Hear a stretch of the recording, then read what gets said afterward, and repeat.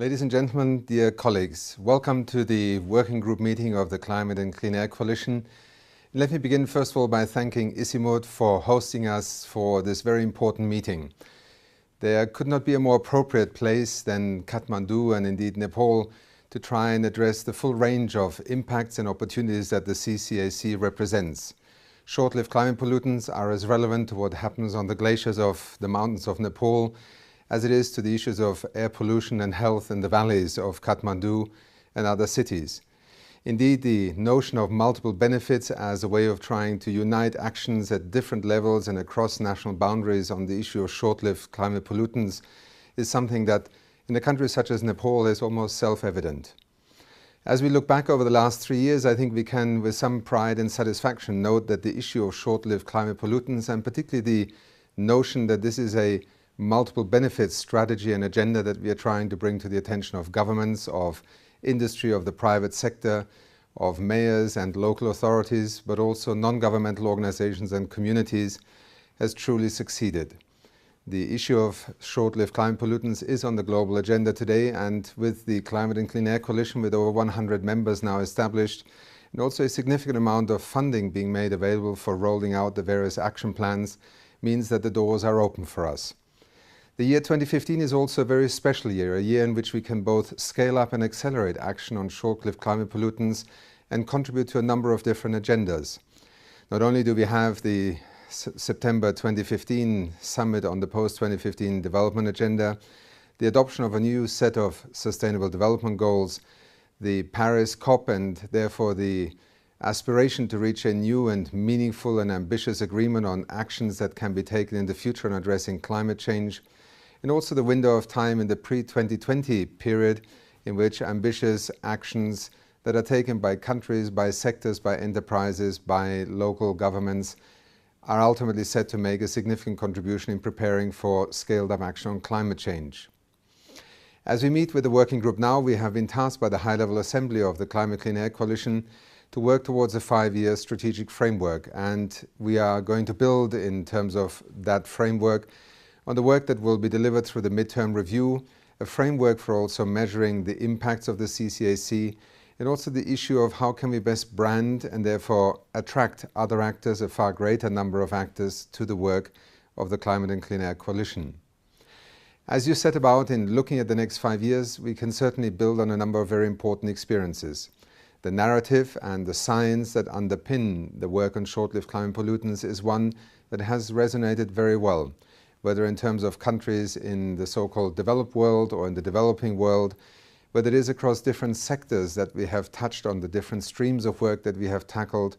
or also on the aspiration of trying to demonstrate that action in one domain or with one rationale can produce very significant benefits in another. In this context, let me also note that the World Health Organization will this year look at a decision and further reinforced action on air quality and health, which clearly speaks centrally to one of the underlying objectives and also rationales for acting in the context of our coalition. The question now is, with all these mandates, these windows of opportunity and the open doors that have been created for the Climate Clean Air Coalition,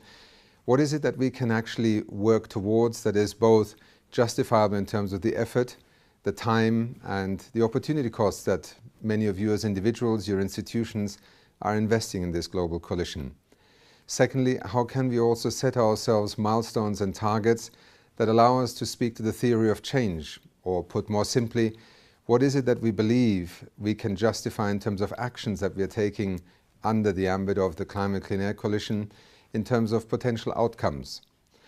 Our exercise and the objective of our work certainly is not about setting targets for others. At the same time, we cannot work in a vacuum.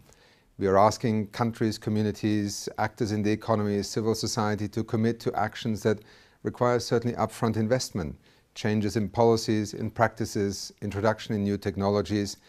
and ultimately to generate benefits that are in one form or another relatable to the actions that we are suggesting nations and a broad community of partners should take.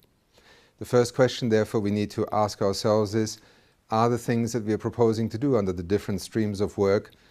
in a way likely to produce outcomes that also speak to the objectives of reducing short-lived climate pollutants?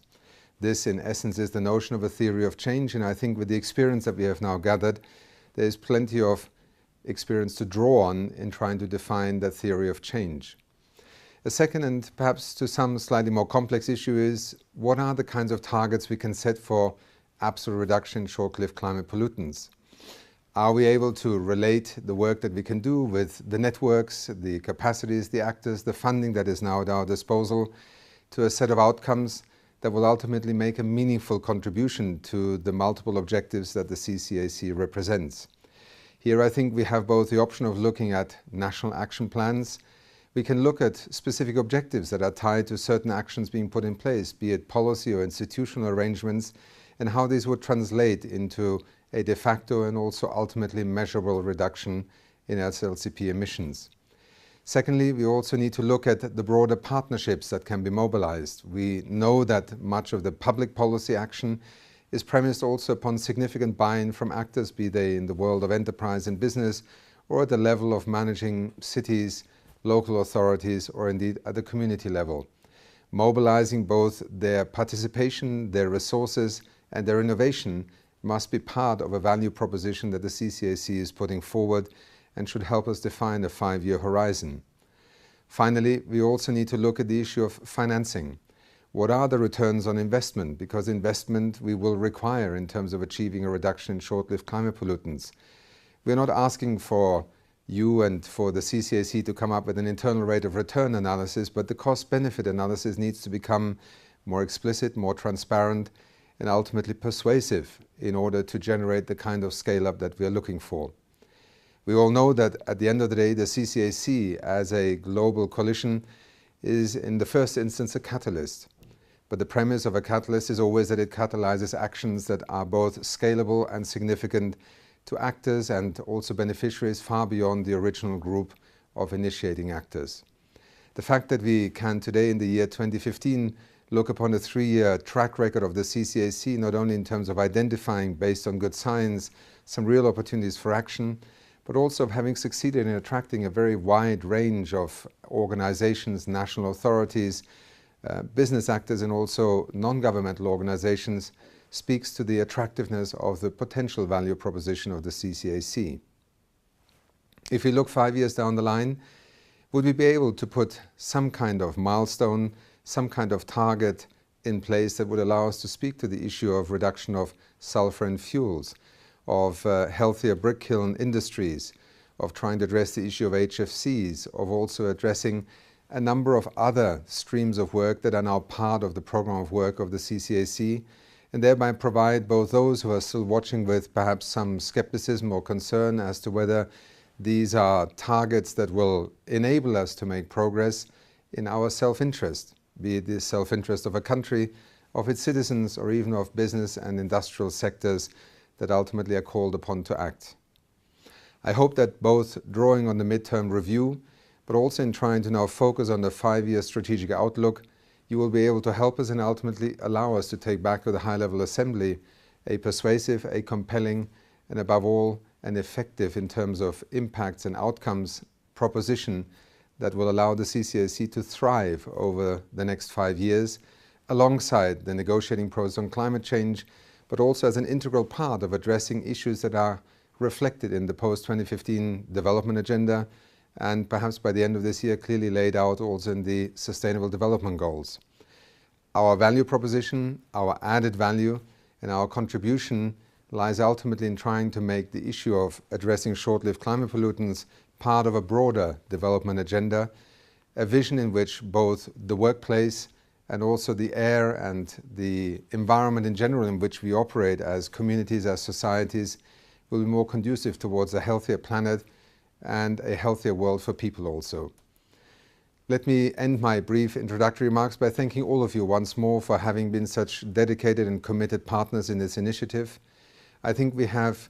already proven to the world that good science with a good platform and a clear set of deliverables that we are committed to can make a difference. The year 2015 is a tremendous opportunity for the CCAC not only to be recognized, but also to renew its promise in terms of the next 5 years. Thank you very much.